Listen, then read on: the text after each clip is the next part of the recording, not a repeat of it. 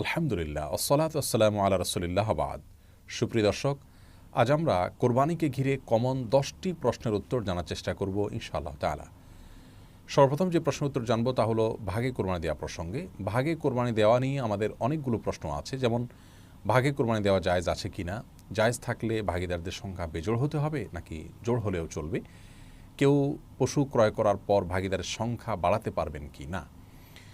এর সংক্ষিপ্ত উত্তর হলো যে গরু এবং ওট বড় পশুতে ভাগে কোরবানি দেওয়া যাবে এবং সর্বোচ্চ 7 জন ব্যক্তির তরফ থেকে গরু এবং ওট যথেষ্ট হবে। এটি সংখ্যাগরিষ্ঠ উলামা ইকরামের মত এবং এটি দলিলের দিক থেকে সমৃদ্ধ এবং বিশুদ্ধতর মত। আর কোরবানি ভাগীদারদের সংখ্যা বেজোড় হতে হবে এমন কোনো বাধ্যবাধকতা নেই। জোড় বেজোড় যে কোনো সংখ্যক ভাগীদার হতে পারবেন সর্বোচ্চ 7 পর্যন্ত। তবে একটি ভাগ একাধিক ব্যক্তি নিতে পারবেন না বা একাধিক ব্যক্তির তরফ থেকে একটি ভাগ হতে পারবে না।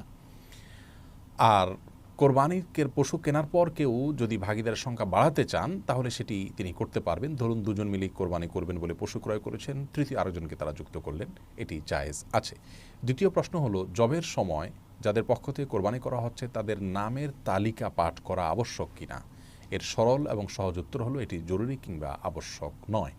তবে যদি কোরবানির মাংস গরিব আত্মীয়দের মাঝে বন্টন করা কেউ কেউ আবশ্যক মনে করে, এটা কি গুনাহের কাতারে পড়বে কিনা?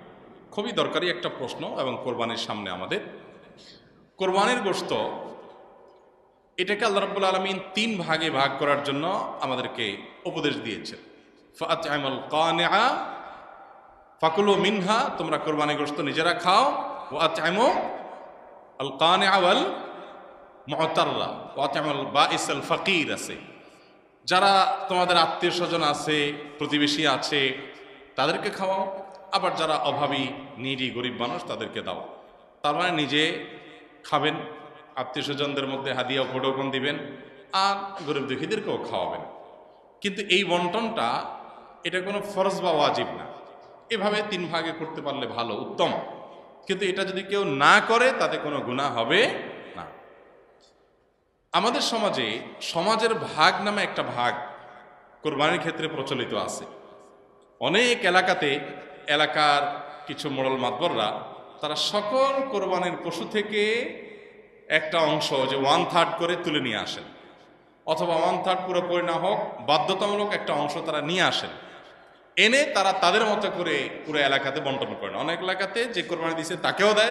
একাধিক ব্যক্তি যদি একটা পশুতে কোরবানি দেয় এবং কারোর নিয়তের ভিতরে ভেজাল থাকে, এর জন্য সবার নিয়ত নষ্ট হয়ে যাবে, কারোর কোরবানি হবে না, ব্যাপারটা সেরকম না। কারণ একজনের পাপের বোঝা আরেকজনের উপরে আসবে না।